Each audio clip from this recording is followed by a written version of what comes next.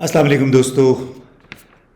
इम्तियाज़ गुल यूट्यूब आप देख रहे हैं और इसमें आपको मालूम है हम जो पॉलिसी इश्यूज़ हैं उस पर वक्तन फ़वक्तन बात करते रहते हैं कि पाकिस्तान में बहुत सारी जो ख़राबियाँ हैं, ख़ास तौर पे इक़्तिसादी शोबे में जिसको पॉलिटिकल इकॉनमी भी कहते हैं, उसकी बुनियादी वजूहात क्या हैं। उसका एक मुज़ाहरा हमने अक़वाम मुत्तहिदा की जनरल असम्बली से वज़ीर आज़म शहबाज शरीफ के ख़िताब में भी देखा।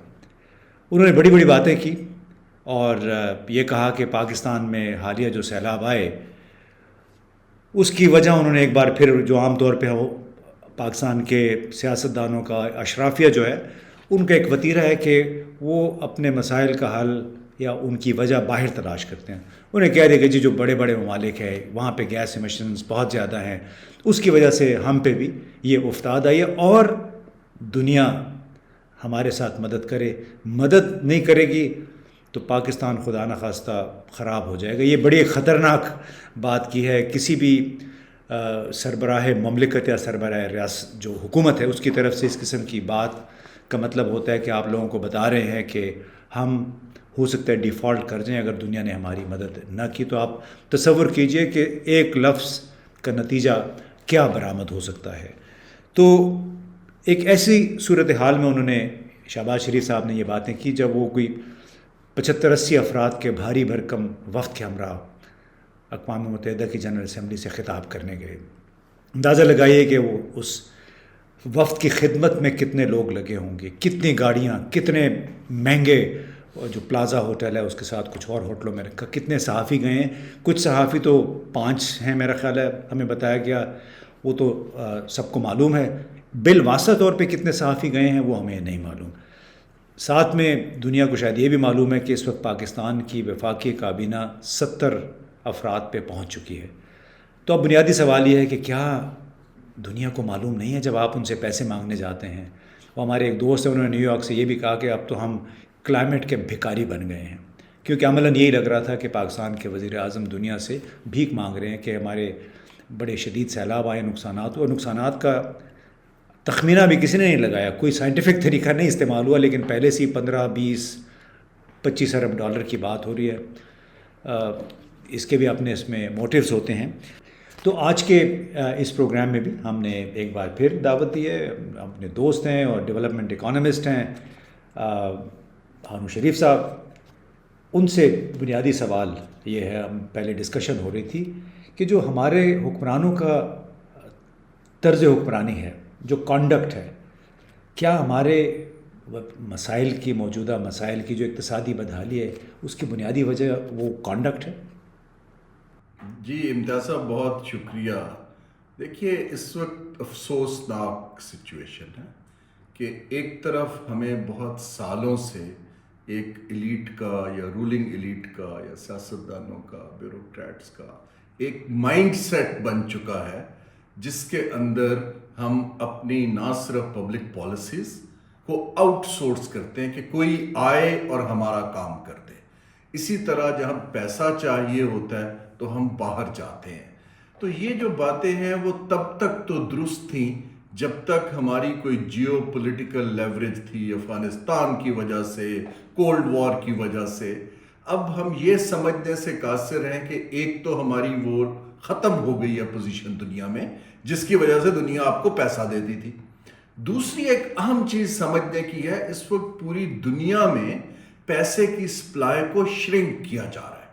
जब पैसा कम हो रहा है तो अवेलेबिलिटी ऑफ लिक्विडिटी वो वहाँ कम हो रही है और एड का पैसा तो बिल्कुल गायब हो रहा है। तो जब तक हमें ये नहीं समझ आएगा, देखिए, जब तक जो चीज़ आप मांग रहे हैं अगर वो अवेलेबल ही नहीं है, जैसे हम डेट रिलीफ की बात करते हैं, अगर इनके साथ जो लोग हैं हमारी क़यादत के साथ उनको मल्टीलैटरल सिस्टम की समझ हो तो वहाँ डेट रिलीफ के लिए एक इंस्ट्रूमेंट होता है। पहले एक हाईली इंडेटेड कंट्रीज का, पुअर कंट्रीज का इंस्ट्रूमेंट था, उसमें आप अप्लाई करते थे। इस वक्त तो कोई उनके पास टूल ही नहीं है करने को, और अगर वो बनाएंगे भी तो 3 साल लगेंगे।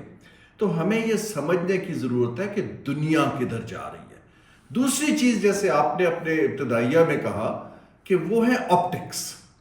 हम दुनिया को बता क्या रहे हैं? 3-4 चीजें। हम रिफॉर्म नहीं करना चाहते या हमें नहीं करनी आती। ہم اپنے اخراجات کو کم نہیں کر رہے یا ہم کرنا نہیں چاہتے. آپ نے کہا 70 کی کیبنٹ ہے، میرے پاس جو نمبر ہے وہ 74 ہے، جس میں سے آدھے سے زیادہ لوگوں کو اپنے پورٹ فولیوز کا بھی علم نہیں ہے. جو ہماری بیوروکریسی ہے، کیونکہ میں آپ کو علم ہے ورلڈ بینک کی طرف سے، یو کے گورنمنٹ کی طرف سے، انٹرنیشنل اداروں کی طرف سے پاکستان اور 16-17 ممالک کو ڈیل کرتا رہا ہوں، تو میں موازنہ کر سکتا ہوں. جو بیوروکریسی ہے وہ صرف اتنی چھوٹی چیزوں پہ، وہ جب نیگوسیشن کرتے ہیں تو وہ فورن ٹرپس میں انٹرسٹڈ ہوتے ہیں، اچھے ہوٹل میں ٹھہرنا چاہتے ہیں. جب ہم ورلڈ بینک میں تھے تو ہم آئی ایم ایف نیگوسیشن کے لیے فائنینس کی ٹیم دیکھتے تھے. ہم لوگ جو تھے وہ سارے ٹرین میں یا بس میں دفتر آ رہے ہوتے تھے. جنہوں نے ہم سے قرض لینا تھا وہ لیموزین میں آتے تھے، وہ مہنگے ہوٹلز میں ٹھہرتے تھے. اس میں پیسے کی بات نہیں ہے، اس میں آپٹکس کی بات ہے کہ آپ کو اپنے ملک کے حالات کا کتنا احساس ہے. اگر آپ وہ نہیں بتا پائیں گے تو وہ بہت مشکل ہو جاتا ہے دوسروں کے لیے سمجھنا کہ ایک طرف تو ایک ایلیٹ آ رہی ہے جو دنیا کی بیسٹ ہوٹلوں میں ٹھہرتی ہے اور وہ بیسیکلی بڑی بڑی باتیں کرتے ہیں، اور اس کے بعد ایک ہم سے لون لے کر اس کے بعد کہتے ہیں واپس نہیں کر پائیں گے. اچھا، میں یہی اسی حوالے سے پوچھنا چاہ رہا تھا. ایک مثال آپ نے یہ دی، آپ کے پاس اور بھی مثالیں ہیں. شروع میں آپ نے یہ کہا کہ چیز اویلیبل نہیں ہے، یعنی پیسہ اویلیبل نہیں ہے. اب ہمارے جو کرتوت ہیں ہمارے حکمرانوں کے، بیوروکریسی کے، جو اس کو لچھن بھی کہتے ہیں، اچھا نہیں کہنا چاہیے لیکن لچھن سے زیادہ اس کو ہم کیسے کریکٹرائز، کیا وہ دیکھتے ہوئے ان کے پاس اگر پیسہ ہوتا بھی پہلے تو دیتے رہیں کہ اب دینے پہ راضی ہو جاتے وہ؟ دیکھیے جی، اب آپ دیکھیے، اگر جو آپ کو یاد ہے کہ عمران خان صاحب کے ساتھ جب یہ دوست ممالک سے ڈپازٹ آئے تھے تو میں اس ٹیم کا حصہ تھا. ابھی ہم جشن یہ مناتے ہیں کہ ڈپازٹ رول اوور ہو گیا ہے، لیکن آپ مجھے یہ بتائیے بالکل دیانتداری سے کہ اگر میں اس وقت سعودی عربیہ ہوں تو میرے پاس کیا چوائس ہے؟ مجھے پتا ہے کہ جس کو میں نے پیسہ دیا تھا وہ واپس نہیں کر سکتا، تو میں رول اوور ہی کروں گا. میں مانگ تو سکتا نہیں ہوں لیکن میں آپ کو نیا پیسہ نہیں دوں گا. اس وقت پوزیشن یہ ہے کہ دوست ممالک نیا پیسہ نہیں دینا چاہیں گے کیونکہ آپ ایگزسٹنگ کی کمٹمنٹ آنر نہیں کر پا رہے ہیں. آپ اپنا طرز حکمرانی اور جو طرز گورننس ہے اس کو بدل نہیں پا رہے ہیں. ہم ریفارم کی بات نہیں کرتے ہیں، پرکس اینڈ پریویلیجز کو بڑھاتے جا رہے ہیں کم کرنے کی بجائے. تو لوگ جو ہیں ان کو ہمارے ملک کا ہم سے زیادہ پتہ ہے. ایون ہمارے بہت اچھے دوست جو ہیں وہ اس لیے سائٹ پہ ہٹ کے دیکھ رہے ہیں. وہ مثالیں بتائیں. میں نے چند ایسی مثالیں ہیں جو کہ سن کے افسوس بھی ہوتا ہے اور جو شاید وجہ بھی ہیں کہ کیوں دوست ہم سے پیچھے ہو گئے ہیں. شوکت عزیز صاحب کی ایک مثال تھی، پھر آپ کوئی سوڈانی وزیر اعظم تھے وہ ملنے گئے تھے. یہ 3-4 بتائیں تاکہ لوگوں کو پتہ چلے کہ موازنہ ان کو کرنے کو ملے کہ کس طرح ہمارے لوگوں نے مانگے کے پیسے پہ جاتے ہیں مزید پیسے مانگنے کے لیے. دیکھیں جی، ہم جب جاتے ہیں، یہ جو لفظ ہے نا، ہم عام طور پہ وزیر اعظم کا یا ہائی لیول لوگ تب جاتے ہیں جب آپ کو بیل آؤٹ چاہیے ہوتا ہے، جب آپ پھنس جاتے ہیں کہ آپ اپنی پیمنٹس نہیں کر پا رہے. اب میں اس چیز کو 30 برس سے دیکھ رہا ہوں اور اس کے اوپر میرا بہت زیادہ جو ہے افسوس ہوتا ہے کہ ملک کی جو خود مختاری کو ہم داؤ پہ لگاتے ہیں، اپنی سیلف ریسپیکٹ کی قدر نہیں کرتے، جبکہ ہم کر سکتے ہیں. یہ نہیں کہ ہم کر نہیں سکتے. اب میں آپ کو بتاتا ہوں کہ جب میں ایک بہت سال پہلے کی بات ہے کہ جب پاکستان کو اسی طرح کا مسئلہ آیا تھا تو تب شیخ زائد بن نہیان جو تھے وہ رولر تھے یو اے ای کے، تو ان کے پاس ملک کے سربراہان اپنی مدد کے لیے ملنے آ رہے تھے. تو وہاں مجھے خود رائل فیملی نے قصہ سنایا کہ سوڈان کے جب وزیر اعظم آئے تو انہوں نے ان سے ایڈ کے لیے بات کرنی تھی اور ان کو شیخ زائد نے کہا کہ آج میں مصروف ہوں تو آپ اگلے دن آ جائیے گا، آپ آرام کریں. انہوں نے کہا کہ میں کمرشل فلائٹ سے آیا ہوں، نیکسٹ فلائٹ جو ہے وہ 5 یا 7 دن کے بعد ہے تو میں نہیں جا پاؤں گا، تو آپ پلیز آج مل لیجئے. شیخ زائد نے کہا فکر نہ کریں، میرا جہاز آپ کو چھوڑ آئے گا. تو وہ پھر انہوں کے جہاز میں واپس گئے، جو ایڈ ویڈ لینی تھی وہ لی، اور انہوں نے پھر درخواست کی کہ میں غریب ملک ہوں تو مجھے اگر یہ جہاز آپ تحفہ دے دیں. شیخ زائد نے وہ چھوٹا جہاز ان کو تحفہ دے دیا. پھر انہوں نے بتایا کہ پاکستان کے وزیر اعظم اس وقت کے ہم سے اسی سلسلے میں ملاقات کرنے آئے. ان کا جو طرز تھا کہ ہم اپنے پرائیویٹ پلین پر آئے، ہم نے کوئی 20 لیموزینز کا قافلہ لے کے ان کے پاس آئے تو وہ بندہ ہنس رہا تھا رائل فیملی کا. اس نے کہا ہمیں یوں لگا کہ جیسے آپ ہمیں ایڈ دینے آ رہے ہیں. اسی طرح میں آپ کو بتاؤں یہ اس سے بھی پہلے کی بات ہے, بلکہ شیخ زائد صاحب نے خود مینشن کیا کہ جب ایوب خان صاحب صدر تھے تو تب یہ یو اے ای جو تھا یہ نیا ابھی ترقی نہیں ہوئی تھی. تو وہ استنبول میں ان کی ایک میٹنگ ہوئی تو انہوں نے کہا کہ ہم آپ کے چھوٹے چھوٹے نیبرز ہیں تو آپ پلیز ہمیں آپ دورہ کیجئے. اب آپ یہ مکافات عمل دیکھیے. ایوب خان صاحب نے ان کو یہ جواب دیا اپنے ڈائریکٹر یا پرسنل اسسٹنٹ کی طرف دیکھ کے کہ بھئی میری ڈائری میں دیکھو کیا اگلے 1 سال میرے پاس وقت ہے یہاں جانے کے لیے. اور پھر ان سے کہا جی کہ سوری میرے پاس ابھی آپ کے لیے 1 سال وقت نہیں ہے. ایک ہم نے ایک ایروگنس ہے یا دکھاوے کی چیز ہے کہ ہم بہت بڑی چیز ہیں, حالانکہ اب جب ہم یہاں بیٹھے ہیں ہمارا خیال ہے, اگر آپ دیکھیں جو ایک کہ we are too big to fail, ہم جہاں بھی جائیں گے لوگ ہماری مدد کر دیں گے. اب میں آپ کے ٹاپک پہ آتا ہوں بڑا کلیئرلی. اسی طرح بے تحاشا مثالیں ہیں. شوکت عزیز صاحب کی مثال ہے کیونکہ وہ تو ایک سٹی بینک کے, ان کا کیا کارنامہ تھا کہ وزیر اعظم بننے کے بعد انہوں نے کیا کیا؟ دیکھیے ان کا ایک کام کرنے کا طریقہ تھا جو کارپوریٹ ایلیٹ کا ہوتا ہے, سٹی بینک کا نا. تو وہ جو تھے وہ یہ پیسے اور پرکس اور چیزوں کے اوپر کبھی غور نہیں کرتے تھے, اور وہ آپ کو مہنگے سے مہنگا قرضہ لیتے تھے اور کمرشل لونز کی طرف جاتے تھے اور ڈیلز کرتے تھے. آپ دیکھیں ابھی بھی کچھ سال پہلے ہاٹ منی کے لیے ہمارے ایک وزیر خزانہ نے 12% انٹرسٹ کے اوپر لوگوں کو پیسہ دینا شروع کر دیا تھا. اگر دیکھیں جب ہم پھنسے ہوئے تھے حفیظ شیخ صاحب نے. تو ہمیں یہ سوچنے کی ضرورت ہے کہ جن لوگوں کا نیکسس پبلک کے ساتھ نہیں ہوتا ان کو ان کا غم بھی نہیں ہوتا. دیکھیں جنہوں نے غم بھی نہیں ہوتا, لیکن اور اس کی جو مراعات ہے ہم یہ بھی ڈسکس کرنا چاہ رہے تھے کہ یہ وہ لوگ ہیں کہ جو کہ قرض لیتے ہیں ملک کے لیے, لیکن مراعات جو پرکس اینڈ پریولیج کہتے ہیں ان کی اپنی ہوتی ہیں. اس پہ ذرا بتائیے. جی میں اس پر بھی آتا ہوں, لیکن اس سے پہلے میں ایک چیز ہائی لائٹ کر دوں کہ دیکھیے ابھی جہاں تک پاکستان کی ایک پوزیشن ہے کہ انڈسٹریلائزیشن کی وجہ سے گلوبل وارمنگ ہو رہی ہے اور اس کا ہمیں خمیازہ بھگتنا پڑ رہا ہے, وہ پوزیشن درست ہے, ٹھیک. لیکن یہ چیز تو ہے کہ ابھی جیسے فلڈز آئے ہیں تو ریلیف کے لیے ہیلپ تک تو معاملہ سمجھ آتا ہے, لیکن جو کلائمیٹ چینج کی ریزیلینس ہم نے بلڈ کرنی ہے, جو ہمارے ادارے ہیں, جو پالیسیز ہیں, جو بجٹ کی ترجیحات ہیں, اگر ہم بجٹ کی ترجیحات میں گاڑیاں خریدیں گے, پرکس دیں گے, گھر دیں گے, دورے دیں گے, یہاں نہیں لگائیں گے تو پھر کیسے جسٹیفائڈ ہے کہ دنیا آپ کو اس کے لیے پیسہ دے؟ نہ ہمارے پاس انسٹرومنٹس ہیں. دیکھیے نا, اگر آپ کے پاس ایک کلائمیٹ ریزیلینس فائنینسنگ کا بینک ہو, آپ کہیں جی اس میں ڈال دیجیے. ہمارے بجٹ کے اندر, اور اس چیز کو غور سے میں پلیز آپ کے ہوپ فلی لوگ سنیں گے, ہمارے بجٹ کے اندر لوگ پیسہ ڈالنے پر تیار نہیں ہیں, کیونکہ جو آپ کی بات ہے وہ پرکس اینڈ پریولیجز میں جاتا ہے جیسے کہ ٹیکس پیئر کا جاتا ہے. تو جب ان کو نظر آتا ہے کہ وہ پیسہ صحیح جگہ نہیں لگ پائے گا بلکہ حکومت کے خرچوں میں ختم ہو جائے گا تو وہ کیوں دیں گے؟ ٹیکس فری گاڑیاں بڑے بڑے لوگوں کے لیے. جی میں ابھی اخبار میں پڑھ رہا تھا کہ ریٹائرمنٹ کے بعد 6000 سی سی تک ٹیکس فری گاڑیاں آ جائیں. اس وقت ایسی چیزیں پبلک میں جانا پاکستان کے لیے انتہائی نقصان دہ ہے, کیونکہ ہمیں شو کرنا ہے کہ شو نہیں کرنا, اور ہمیں کرنا ہے کہ ہمارا ایشو انٹرنل ہے. اسی طرح آپ ٹیکس فری کے علاوہ پرکس کی تو ایک طویل لسٹ ہے. ہمارے جو سیکرٹری صاحبان ہیں وہ پبلک سیکٹر انٹرپرائز سے ایکسٹریکٹ کر رہے ہیں.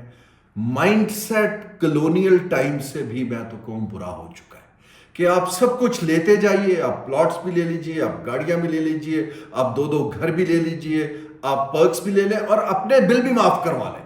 میں نے ابھی سنا کہ پارلیمنٹیرینز کا ٹول انہوں نے ختم کر دیا موٹر وے کا, تاکہ ایک عام سویلین پے کرے وہ نہ کرے. جب آپ یہ سگنلز دیتے ہیں اور پھر آپ ایکسپیکٹ کرتے ہیں کہ لوگ بھی چندہ دیں گے, ایکسپیٹریٹس بھی دیں گے اور یہ باہر کے ممالک مدد کریں گے, تو مجھے یہ سمجھ نہیں آتا کہ اتنی سمپل بات کیوں نہیں لوگ سمجھ پا رہے. امیر قطر نے اپنے پاکستان کے لیے کوئی پیسے مختص کیے تھے, وہ خبر آئی تھی کہ وہ واپس کا ڈائیورٹ ہو گئے بنگلہ دیش کی طرف. اس میں کس حد تک صداقت ہے؟ جی یہ بھی ایک اور بہت ہی میرے لیے تو ذاتی طور پہ بڑے مشکل بات ہے، کیونکہ میں نے نیگوسیٹ کیا تھا $10 ارب کا پیکیج، اور میرے پاس وہ ان رائٹنگ موجود ہے، لیکن اور وہ اتنے کائنڈ تھے، جب انہوں نے پہلی دفعہ دیکھا کہ پاکستان پروفیشنلی ڈیل کر رہا ہے، انہوں نے کوئی 5 ارب کا یا 7 ارب کا ایک فنڈ بنا کے وہ پیسے پاکستان کے لیے مختص کر دیے۔ ہم ان پیسوں کو لے نہیں پائے کیونکہ ہمارے بیوروکریسی کے اندر بالکل نہ ول تھی، نہ کیپیبلٹی ہے، اور ہمارے سیاستدان بھی تصویر کھچا کے فیتا کاٹ کے وہ سمجھتے ہیں کہ ڈیل ختم ہو گئی۔ اب وہ 6 ماہ 8 ماہ سال انہوں نے وہ پیسہ رکھا، پھر انہوں نے مجھے بتایا کہ جی وہ پیسہ تو بنگلہ دیش ہم نے ڈائیورٹ کر دیا ہے۔ کتنے افسوس کا مقام ہے۔ ابھی میں آپ کو بتاؤں کہ آپ دیکھیے ایون چائنا نے افغانستان کے ساتھ تجارت سینٹرل ایشیا کے تھرو شروع کر دی ہے، کیونکہ ہم اپنے سسٹمز، اپنی جو بارڈر کے اوپر کرپشن ہے اور بارڈر کے اندر لیک آف ٹرانسپیرنسی ہے، اس کو بہتر نہیں کرتے۔ اچھا، یہ تو بڑی تشویشناک بات ہے، کیونکہ پاکستان جو دنیا بھر کو بتاتا تھا کہ ہم شارٹیسٹ روٹ ہیں افغانستان کے لیے بھی، سینٹرل ایشیا کے لیے بھی، سی پیک کے حوالے سے اتنا شور مچا، اور اب آپ یہ بتا رہے ہیں کہ ازبیکستان کے رستے چین نے اپنی لین دین شروع کر دیا افغانستان کے ساتھ۔ جی میں نے ابھی وینگ یو صاحب کا ٹویٹ ہے، آپ پڑھ لیجئے، اس کے اندر انہوں نے وہ تصویر چھاپی ہے کہ یہاں سے ہمارے ٹرک سب جانا شروع ہو گئے ہیں۔ دیکھیے آپ کو یہ سمجھنے کی ضرورت ہے کہ ہمارے دائیں بائیں خطے میں لوگ اب خود انحصاری کے لیے ریفارمز کر رہے ہیں۔ چھوٹے چھوٹے ممالک، ازبکستان اوپن اپ ہو رہا ہے، قزاقستان اوپن اپ ہو رہا ہے، چین ویسٹرن چائنا کو ڈیولپ کر رہا ہے۔ محمد بن سلمان کی ہم بات کرتے ہیں کہ سعودی عرب سے ہمارا ریلیجس تعلق ہے، سیکورٹی کا تعلق، محمد بن سلمان کی ریفارم کو کوئی نہیں دیکھ رہا۔ وہ اکنامک سٹیز بنا رہا ہے، وہ گرین کارڈز ایشو کر رہا ہے، سوسائٹیز اوپن اپ ہو رہی ہیں، لوگوں کے پاس آپشنز بڑھ جائیں گی اگر ہم نے یہ مائنڈ سیٹ نہ بدلا کہ ہم ایڈ مانگتے رہیں، دوسروں سے کہیں کہ آ کے ہمارے مسائل حل کریں، اور اپنے طور پہ اشرافیہ نہ پرکس چھوڑے نہ پریویلیجز چھوڑے، بلکہ جتنا نچوڑ سکتی ہے نچوڑتی رہے۔ یہ کام ممالک میں نہیں چلا کرتے۔ اب وہ وقت آ گیا ہے کہ آپ کے اوپر لٹرلی فائنینشیل کرنچ اتنا بن گیا ہے۔ یہاں آپ کی وہ بات جو ہے میں ہائی لائٹ کروں گا کہ جو ہمارے لوگ ذمہ دار پوزیشنز میں ہیں، وزیر اعظم ہیں، وزیر خزانہ ہیں، ان کو پبلک جب بات کرتے ہیں تو ان کو یہ نہیں کہنا چاہیے کہ ملک ڈوب گیا۔ اس سے آپ دیکھیے فائنینشیل مارکیٹس میں ہمارے بانڈ کے اوپر رسک پریمیم دگنا ہو گیا، لوگوں کا پینک پھیلتی ہے۔ ہاں، کلوز ڈور کے اندر ڈسکس کیجئے، ذمہ دارانہ سٹیٹمنٹس دیجئے تاکہ لوگ آپ پہ اعتبار کریں۔ یہ میں ساری باتیں جو کہہ رہا ہوں یہ کسی ایک حکومت کی نہیں ہے، یہ بہت سالوں سے چلا آ رہا ہے۔ اس وتیرے کو بدلنے کی ضرورت ہے، اس لیے ہم یہ بات کر رہے ہیں۔ کہتے ہیں آپ کس کو کہہ رہے ہیں، کون بدلے گا اس کو؟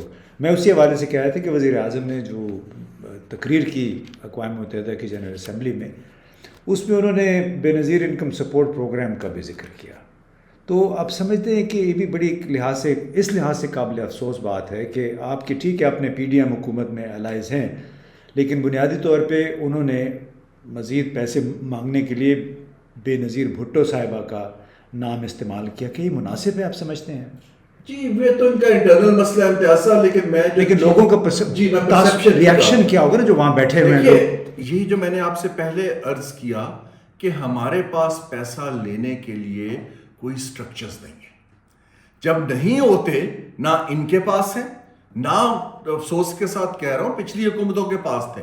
بے نظیر انکم سپورٹ پروگرام ایک سٹرکچر ہے جو کہ لوگوں کو پیسے دیتا ہے، اس لیے گھوم پھر کے ان کو مجبوراً یہ کہنا پڑ گیا، کیونکہ میں عرض کر رہا ہوں کہ حکومت کے بجٹ میں پیسہ نہیں آئے گا جب تک آپ اس کی ٹرانسپیرنٹ اوورسائٹ کسی سٹرکچر کی نہیں بنائیں گے اور دنیا کو نہیں پیش کریں گے تو پیسہ نہیں آئے گا۔ ہمیں توجہ، اب جیسے ڈیٹ فورگیونیس کی بات ہو رہی، ڈیٹ فورگیونیس امتیاز صاحب کا اس وقت ملٹی لیٹرل سسٹم میں کوئی سپیس نہیں ہے، کیونکہ اگر ایک ملک کا ڈیٹ معاف کیا جاتا ہے تو 100 ممالک اور ان کے پاس پہنچ جائیں گے۔ ہاں، آپ کے پاس یہ ضرور کیس بن سکتا ہے کہ سیلاب کی وجہ سے آپ ایک کریڈیبل اسیسمنٹ رکھیے جو انڈیپینڈنٹ لوگوں نے کی ہو یہ نہیں کہ منسٹری آف فائنانس نے 4 صفحے لکھتی ہوں. وہ آپ لے کر جائیے اور کہے کہ اتنا ڈیٹ اتنے ماہ کے لیے آگے کر دیجئے, پھر تو پروپوزیشن بنتی ہے. لیکن اگر آپ جا کے کہیں ہم مر گئے لٹ گئے ڈیٹ معاف کر دیں, یہ نہیں ہونے لگا. دنیا کو سمجھیے, گلوبل ریسیشن کو سمجھیے, کمپیٹنٹ لوگوں کو بھیجیے جن کے ساتھ وہ بات کر کے نیگوسیٹ کر سکیں. اگر ہم یہ نہیں کریں گے, میری وری یہ ہے کہ جہاں حالات آ گئے ہیں یہ بدتر ہو جائیں گے.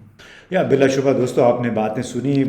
لب لباب ہماری اس گفتگو کا یہ ہے کہ جب تک دنیا کو نہیں سمجھیں گے ہم, جب تک ہمارے پاس ایک منصوبہ نہیں ہوگا کہ مستقبل میں ہم آگے کیسے چلنا چاہتے ہیں بغیر اندرونی ریفارم کیے ہوئے, جب تک ہم جو بین الاقوامی کساد بازاری ہے جس کو ریسیشن کہتے ہیں اس کو سامنے نہیں رکھیں گے اور منہ پھاڑ کے لوگوں سے امداد کی اپیل کرتے رہیں گے, ہمارا کچھ بننے والا نہیں ہے. اور یہ کہ بڑا ضروری ہے کہ جتنے بھی ذمہ دار ہمارے اعلیٰ ترین عہدوں پہ فائز لوگ ہیں انہیں بڑی سوچ سمجھ کے بات کرنی چاہیے, اور یہ جو بیکاریوں والا یہ مانگنے والا کلچر ہے یہ ختم کر کے ہمیں اپنا خود انحصاری کا راستہ اپنانا ہوگا, جیسے ہارون صاحب نے بھی کہا. اور یہ بھی سوچنا ہوگا کہ جتنے مسائل ہیں پاکستان کے اس میں پاکستان اکیلا نہیں ہے, ارد گرد درجنوں اور بہت سارے ممالک ہیں جن کو اسی نوعیت کے مسائل کا سامنا ہے. اگر بڑے ملکوں نے تھوڑی سی مہربانی کر دی پاکستان پہ تو باقی ممالک کیا بھاگتے ہوئے نہیں چلے جائیں گے چین کے پاس, امریکہ کے پاس, world bank, Asian development bank کے پاس. یہ سوچنا ہوگا کہ میرا خیال ہے جو ہماری یہ مانگے کی معیشت اور قرضوں پہ پلنے کا جو تھا وہ ایک شیلف لائف تھی وہ اب ختم ہو چکی ہے. اب ہمیں ریئل ہونا پڑے گا, حقیقت پسندانہ طرز عمل اختیار کرنا پڑے گا. یہ لچھن عیاشی کے انداز حکومت جو ہے یہ چھوڑنا پڑے گا.